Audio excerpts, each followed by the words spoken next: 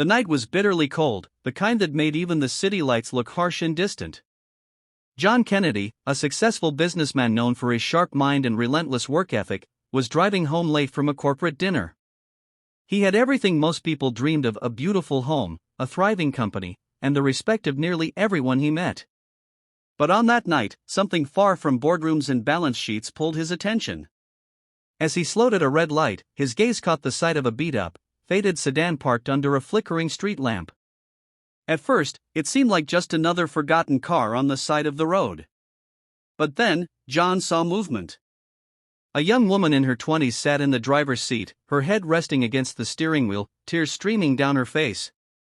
And in the back seat, bundled in a thin blanket, was a baby no older than 6 months, shivering despite her mother's attempts to keep her warm.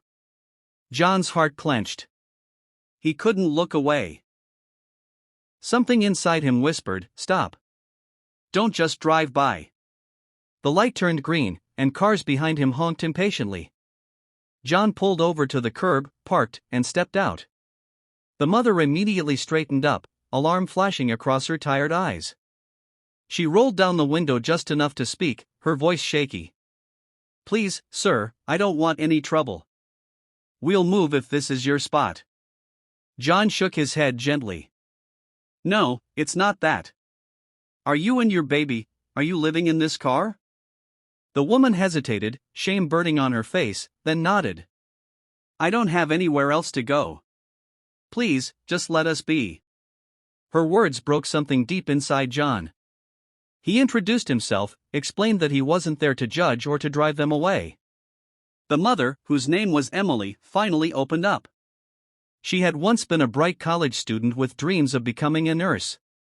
But life had dealt her blow after blow. Her parents passed away, she became pregnant with a partner who left soon after, and without family or financial support, she had spiraled into poverty. She tried working odd jobs, but with a baby and no one to help with childcare, she eventually lost every chance she had. Her car became her home. John listened quietly, his chest heavy with emotion. He could feel the hunger in her words, the exhaustion in her voice. Looking at the fragile baby girl, he thought of his own children, safely asleep in warm beds at home. The contrast was unbearable. "Emily," he said softly, "you and your daughter can't spend another night in this car. Come with me. Let me help." Her eyes widened in disbelief. "I can't.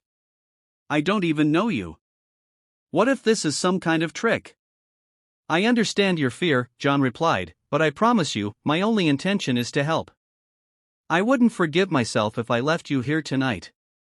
After a long silence, Emily agreed. John drove them to a modest hotel, paid for their room, and made sure they had warm meals and baby formula delivered. He didn't just STO.